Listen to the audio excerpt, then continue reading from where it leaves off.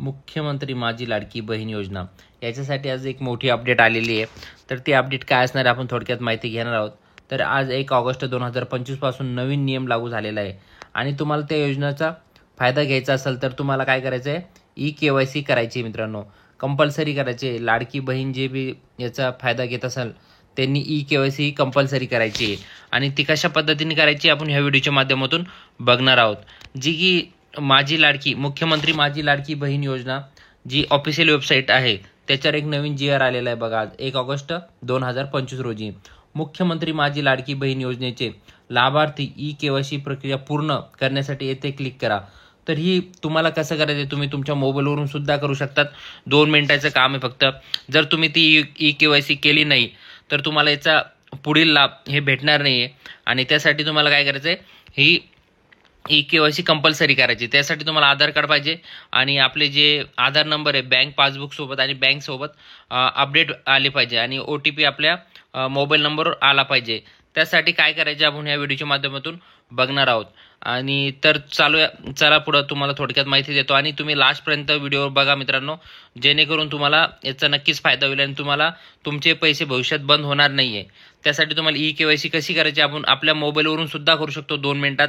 जे तुम्ही मोबाईलवर व्हिडिओ बघता त्याच्यात तुम्हाला साईडवर कसं जायचं आहे आणि KYC कशा प्रकारे करायची ह्या व्हिडिओच्या माध्यमातून तुम्हाला सर्व काही माहिती मी देणार आहेत. तर KYC करायची गरज का पडलेली आहे, तर न्यूजमध्ये तुम्ही बघितलं असाल, लाडकी बहीण योजना मुळे अर्थव्यवस्थेला खड्ड्यात, 1/2 कोटी लाडक्या बहिणींचा लाभ बंद होणार आहे. तर का, तर खूप फ्रॉड लोकांनी याच्यात पार्टिसिपेट करून पैसे घेतलेले. पुरुषांनी सुद्धा तुम्ही न्यूज बघितली असाल तर त्यांनी सुद्धा महिलाचे नाव दाखवून सुद्धा पैसे स्वतःच्या अकाउंटवर घेतलेले. असे खूप जे सरकारी नोकरीला आहेत, गव्हर्नमेंट जॉबला आहेत, त्यांनी सुद्धा पैसे घेतलेले, योजनेचा लाभ घेतलेला आहे. त्यासाठी सरकारच्या लक्षात आलेले आहे मित्रांनो की आता आपल्याला KYC करायची आणि ज्याचे नवीन GR आलेले आहे त्याच्यानुसार तुम्हाला उत्पन्न किती पाहिजे ते सुद्धा मी या व्हिडिओच्या माध्यमातून सांगणार आहे. हे थोडक्यात बघा. लाडकी बहीण योजना, लाडक्या बहिणीच्या कोट्यवधीचा घोटाळा, 9,000 सरकारी महिला कर्मचाऱ्यांनी घेतला डबल लाभ, भावाला फसवलं. तर फसवण्याची केसेस काय आता खूप लोकांना जे खरंच ह्या योजनेचा लाभ घेऊ इच्छितात त्यांच्यासाठी KYC कंपल्सरी केलेली आहे. कारण KYCतून असं लक्षात येणार आहे की खरंच तुम्हाला तुमचे उत्पन्न किती आहेत आणि तुम्ही ह्या योजनेसाठी लाभार्थी आहेत का नाही आहेत. त्यासाठी काय करायचं आहे आपल्याला, आपण जाणार आता वेबसाईटवर जाणार आहोत. तिथं काय माहिती दिलेली ते थोडक्यात बघणार आहोत. बघा, तुम्हाला जायचं आहे क्रोमवर. थोडक्यात नेट चालू करून घेतो मित्रांनो, नेट बंद आहे माझं. चला क्रोमवर जायचं आहे. इथं तुम्हाला काय टाईप करायचं आहे, महाराष्ट्र लाडकी बहीण .government.in. हे बघा मी टाईप करून घेतलं आहे. त्याच्यानंतर बघा वर दिलेलं आहे बघा इथं. त्याच्यानंतर तुम्हाला काय करायचं आहे, मुख्यमंत्री लाडकी बहीण योजना ही फर्स्ट साईट दिसते मित्रांनो, त्याच्यावर तुम्हाला क्लिक करायचं आहे बघा. फर्स्ट वेबसाईटवर इथं बघा वर मी दिलेलं आहे महाराष्ट्र लाडकी बहीण .government.in वर. तुम्हाला क्रोममध्ये जाऊन सोपं एकदम भाषेमध्ये हे बघा इथं टाईप केलेलं आहे मी, हे टाईप करून घ्यायचं आहे. त्याच्यानंतर सर्च करायचं आहे. सर्च केल्यानंतर फर्स्ट साईट जी येणार आहे मुख्यमंत्री माझी लाडकी योजना त्याच्यावर क्लिक करायचं आहे. बघा इथं आता ही आपली गव्हर्नमेंट साईट ओपन झालेली. इथं काय दिलेलं बघा, मुख्यमंत्री माझी लाडकी बहीण योजनेचे लाभार्थी KYC प्रक्रिया पूर्ण करण्यासाठी येथे क्लिक करा. तुम्हाला इथं क्लिक करायचं आहे. त्याच्या पहिले मी तुम्हाला थोडक्यात माहिती देतो आणि क्लिक करून सुद्धा दाखवतो. खाली बघा त्यांनी नवीन पात्रता काय दिलेली आहे थोडक्यात आपण बघणार आहोत. बघा 1 नंबरचा पॉईंट बघा काय मित्रांनो, हे बघा इथं अपात्रता आहे, इथं पात्रता आहे. इथं आपलं ऑरेंज कलर जे भगवा कलर आहे तिथं पात्रता बघा दिलेली आहे. फर्स्ट काय दिलेलं आहे, महाराष्ट्र राज्याचे रहिवासी असण्याचे आवश्यक आहेत. तर हे आता KYC मध्ये तुम्हाला पाहिजे. राज्यातील विवाहित, विधवा, घटस्फोटित, परित्यक्ता आणि निराधार महिला तसेच कुटुंबातील केवळ एक अविवाहित महिला. तर कुटुंबात एक अविवाहित महिला असेल तिला लाभ भेटणार आहे, एक विवाहितला भेटणार आहे. त्यासोबत बघा खाली 3 नंबरचा पॉईंट, किमान वयाची 21 वर्ष पूर्ण व कमाल वयाची 65 वर्ष पूर्ण होईपर्यंत. तुमची वयोमर्यादा किती असणार आहे, 21 ते 65 पर्यंत. जर 21च्या खाली असेल तर KYC मध्ये समजेल आणि तुमचा लाभ बंद होईल आणि 65च्या वर पण असेल तर लाभ बंद होईल.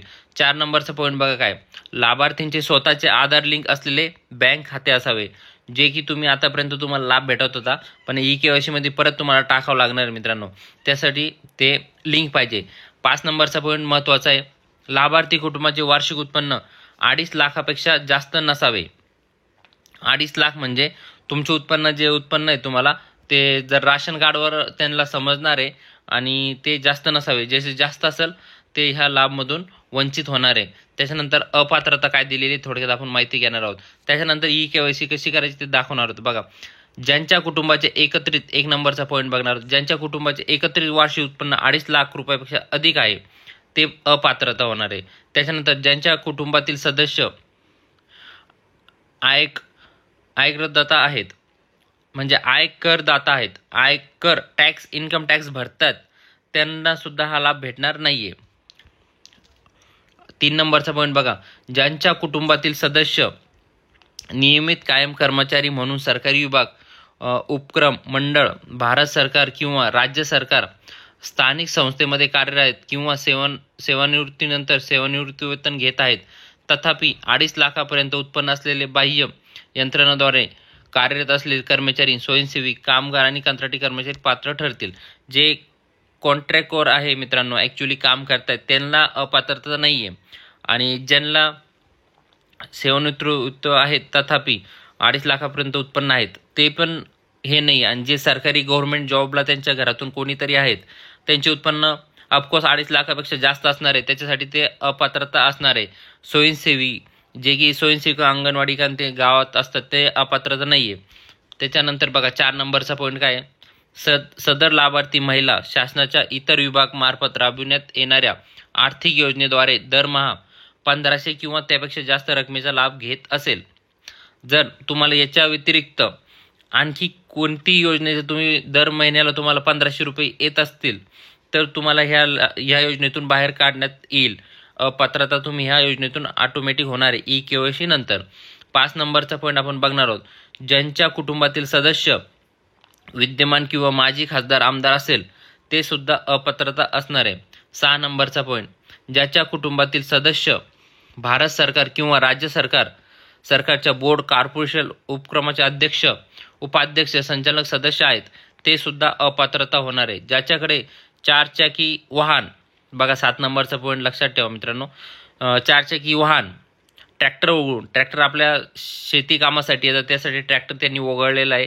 ज्यांच्या कुटुंबातील सदस्याच्या नावावर नोंदणीकृत आहेत, जर 4 व्हीलर ज्याच्या घरात असेल त्यांना सुद्धा लाभ भेटणार नाहीये. म्हणून आता सरकारने काय केलंय, त्यांच्यावर खूप ओझे वाढत चालले, त्यासाठी त्यांनी काय केलेलं आहे, ई-केवायसी. जर तुम्हाला नवीन अर्ज करायचा असेल, ज्या महिलेस ऑनलाईन अर्ज करत येत नसेल त्यांनी अंगणवाडी सेवा, हे तर तुम्हाला माहिती आहे आता सगळ्यांनी भरलेलंच आहे. आणि ई-केवायसी कशी करायची, लास्ट पॉईंट आपल्या इथं बघा. आता ई-केवायसी कंपल्सरी करायची आहे, तर तुम्हाला काय करायचं आहे, आता साईडवर गेल्यानंतर इथं बघा, मुख्यमंत्री माझी लाडकी बहीण योजनेचा लाभार्थी ई-केवायसी प्रक्रिया पूर्ण करण्यासाठी येथे क्लिक करायचं आहे. त्याच्या पहिले तुम्हाला एक माहिती सांगतो, तर तुम्ही आपल्या यूट्यूब चॅनलवर नवीन असाल तर प्लीज चॅनलला आत्ताच लाईक आणि सबस्क्राईब करून घ्या, जेणेकरून तुम्हाला अपडेट जे बी येईल आपल्या यूट्यूब चॅनलवर सगळ्यात पहिले भेटणार आहेत. जर तुम्हाला आपली माहिती आवडली असेल तर प्लीज लाईक आणि सबस्क्राईब करा चॅनलला. जे बी तुम्हाला लाडकी बहिणी योजनेविषयी हप्ता मिळाला नसेल आपल्याला कमेंट करा, त्या हप्ता मी कसा तुम्हाला परत भेटेल. आणि जर तुमचे नाव वगळल्यात, खरंच तुम्ही पात्रता आहात आणि तुम्हाला पैसे भेटत नसेल तरी तुम्ही कमेंट करा. त्याच्यासाठी मी ॲप्लिकेशन कसं भरायचं आहे ते सुद्धा सांगणार आहेत. तर चला आपण आता इथं क्लिक करणार आहोत. हे बघा, क्लिक केल्यानंतर काय येतं मित्रांनो, इथं नॉट फाउंड येत आहे. तर याचा प्रॉब्लेम काय आहे, तर अजून ई-केवायसी चालू झाली नाही आहे. येत्या 2-3 दिवसात ई-केवायसी सुरू होणार आहे. त्यासाठी त्याच्या पहिलेच तुम्हाला मी माहिती दिलेली आहे, कारण जेणेकरून तुम्ही ह्या ई-केवायसी पासून वंचित राहता कामा नये. आणि त्याच्यानंतर तुम्ही जे पैसे तुम्हाला भेटत आहेत ते रेग्युलर भेटण्यासाठी तुम्हाला काय करायचं आहे, आपल्या यूट्यूब चॅनलला सबस्क्राईब करून घ्यायचं आहे. जशी ई-केवायसी चालू होईल मी नवीन व्हिडिओ टाकणार आहे आणि त्या व्हिडिओच्या माध्यमातून तुम्हाला सांगणार आहे. आणि जर कोणाला खरंच येत नसेल तर त्यांनी मला कमेंट करायचे, मी त्यांचे फॉर्मसुद्धा फ्रीमध्ये भरून देणार, फ्री ऑफ कॉस्टमध्ये. ई-केवायसीचे कुठं पैसे द्यायची गरज नाही आहे, किंवा तुम्ही कसे भरायचे हे सुद्धा तुम्हाला सांगणार आहेत. तर तुम्हाला माझी माहिती योग्य वाटली असेल तर प्लीज तुम्ही चॅनलला लाईक आणि सबस्क्राईब करून घ्या. जय हिंद, जय महाराष्ट्र.